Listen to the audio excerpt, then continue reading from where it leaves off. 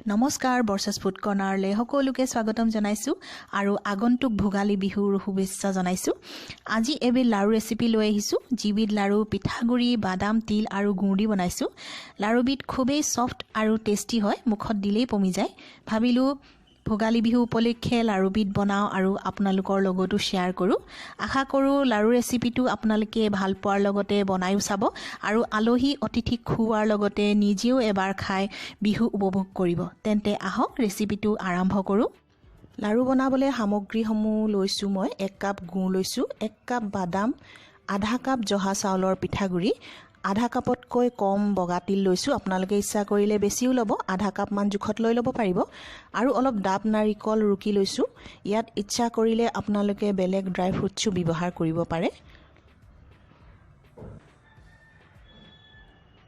প্ৰথমতে তিলখিনি কম জুইতে অলপমান ব্ৰাউন কালাৰ হোৱালৈকে ভাজি লৈছো, যাতে তিলখিনি মচমচিয়া হয় আৰু তাৰ পৰা এটা সুগন্ধ ওলায়।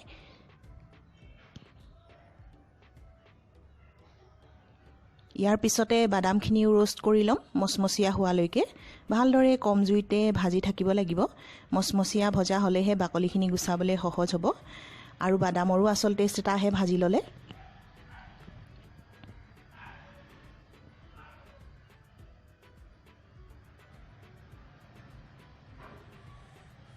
বাদামখিনি ভজা হৈ গৈছে, ঠাণ্ডা কৰিবলৈ ৰাখি দিম। বাদাম ঠাণ্ডা হোৱালৈকে পিঠাগুড়িখিনিও ভাজি লৈছো মই। যেতিয়ালৈকে বালিৰ দৰে ফৰফৰীয়া নহয় আৰু ধুনীয়া গোন্ধ এটা নোলায় তেতিয়ালৈকে পিঠাগুড়িখিনিও ভাজি থাকিম। কম জুইতে ভাজি আছো আৰু ঘনাই লৰাই থাকিব লাগিব, সেয়াটো আপোনালোকে জানেই, নহ'লে পিঠাগুড়ি তলত লাগি পুৰি যাব পাৰে। এই ডাবখিনিও অলপ ৰঙচুৱা পৰালৈকে ভাজি লওঁ।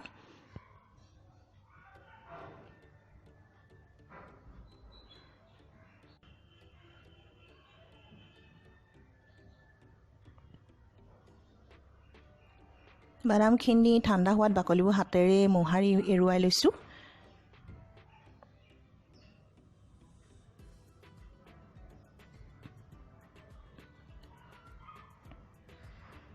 আৰু বাকলিবোৰ এৰুৱাৰ পিছত এইদৰে চালি দিছো, যাতে বাকলিখিনিৰ পৰা বাদামখিনি বেলেগ কৰিব পাৰি। নহ'লে কাঁহী বা ডলা এখনত লৈও বাকলিখিনি আপোনালোকে ঝাৰি পেলালেও হ'ব। এতিয়া মিক্সি সৰু বাতিটোত বাদামখিনি গ্ৰাইণ্ড কৰি ল'ব লাগিব। বাদামখিনি গ্ৰাইণ্ড কৰা হৈ গৈছে। বেছি মিহি পেষ্ট কৰিব চেষ্টা কৰিব নালাগে, এইদৰে খহটাকৈ খুন্দিলেই হ'ব। অকল এটা কথাই মন কৰিব লাগে, যাতে বাদামৰ পৰা অলপ তেল ওলায়, সেই জোখতে গ্ৰাইণ্ড কৰিলে হ'ব। আৰু মিক্সাৰ মেচিনৰ 1 নম্বৰ ছুইচতে গ্ৰাইণ্ড কৰিব লাগিব। 3 বাৰমান অন অফ কৰিব লাগিব আৰু যেতিয়া অন মোডত থাকিব মানে গ্ৰাইণ্ড কৰি থাকিব, তেতিয়া 2 ছেকেণ্ডমানৰ কাৰণে কৰিলেও হৈ যাব। এইবাৰ মিক্সাৰ গ্ৰাইণ্ডাৰৰ জাৰ মিডিয়াম জাৰটো লৈ লৈছোঁ আৰু তাতে তিলখিনি দি লৈছোঁ আৰু তাতে গুড়খিনিও দি দিম আৰু এইখিনি দুইখিনি একেলগে গ্ৰাইণ্ড কৰি ল'ম। এইবাৰো মিক্সাৰ মেচিনৰ 1 নম্বৰ ছুইচতে গ্ৰাইণ্ড কৰিব লাগিব। 3 বাৰ অন অফ কৰিব লাগিব আৰু যেতিয়া গ্ৰাইণ্ড কৰি থাকিব অন মোডত 3 ছেকেণ্ডমান অন মোডত ৰাখি গ্ৰাইণ্ড কৰিলেই হৈ গ'ল। তেতিয়া ধুনীয়া টেক্সচাৰ এটা হ'ব, স্মুথ টেক্সচাৰ এটা হ'ব দুইখিনি মিক্স হৈ।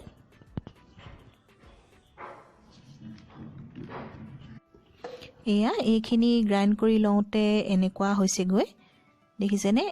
একেবাৰে ছফ্ট হৈছে। এয়া চাওক কিমান ধুনীয়াকৈ কোমল হৈ পৰিছে।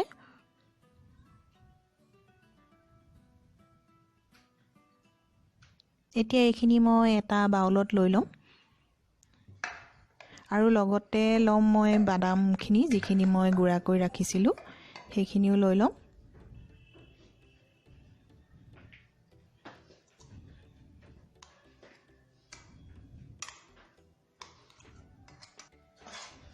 আৰু ইয়াৰ লগত পিঠাগুড়িখিনি লৈ লৈছোঁ আৰু যিখিনি ডাব নাৰিকল ৰুকি ভাজি ৰাখিছিলোঁ সেইখিনিও লৈ লৈছোঁ।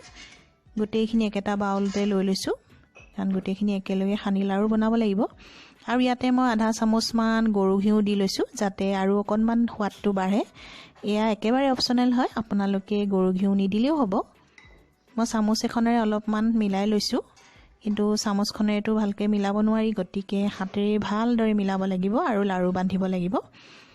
আপোনালোকে এটা কথা মনত ৰাখিব যে কিছুমান গুড় বেছি আঠা লেটিয়া হয় আঠা লেটিয়া গুড় হ'লেতো বহুতেই ভাল ইয়াত তেতিয়া আপোনালোকে গৰু ঘিউ ব্যৱহাৰ নকৰিলেও হ'ব কিন্তু কেতিয়াবা কিছুমান গুড়ৰ আঠা কম থাকে ফুৰফুৰীয়া থাকে অলপ গুড়খিনি তেতিয়া লাৰু বান্ধিবলৈ অকমান দিগদাৰ হয় বা বান্ধ নেখায় তেতিয়া যদি তেনেকুৱা অৱস্থা হয় তেতিয়া আপোনালোকে 2 চামুচমান গৰু ঘিউ এড কৰি ল'ব তেতিয়া লাৰুগিটা সহজে ধুনীয়াকৈ বান্ধিব পাৰিব এতিয়া মই ইয়াতে আৰু আধা চামুচমান গৰু ঘিউ দি লৈছো কাৰণ অলপমান হুকান হুকান যেন লাগিছে মোৰ গতিকে অলপমান গৰু ঘিউ দি ললো এতিয়া মোৰ লাৰুগিটা বান্ধিবলৈ সহজ হ'ব এয়া এতিয়া মোৰ একদম সহজকৈ লাৰুগিটা বান্ধিব পাৰিম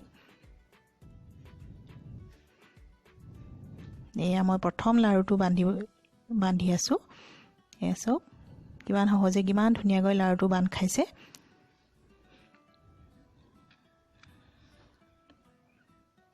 এয়া এনেদৰে হাতেৰে অলপ ঘূৰাই দিছো মিহি হ'ব কাৰণে এয়া মোৰ প্ৰথম লাৰুটো হৈয়ে গৈছে সব কিমান ধুনীয়া হৈছে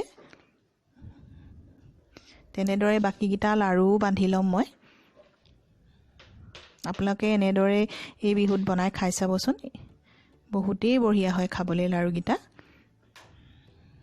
এয়া মোৰ 3টা লাৰু হৈছে বাকিখিনি লাৰু মই বান্ধি পেলাও এয়া গোটেইখিনি লাৰু হৈ গ'ল এয়া সব কিমান সুন্দৰ হৈছে কিমান মসৃণ হৈছে খাবলৈ তেনেকুৱাই কোমল হয় এয়া দেখিছেনে কিমান সফট হৈছে কিমান ধুনীয়া হৈছে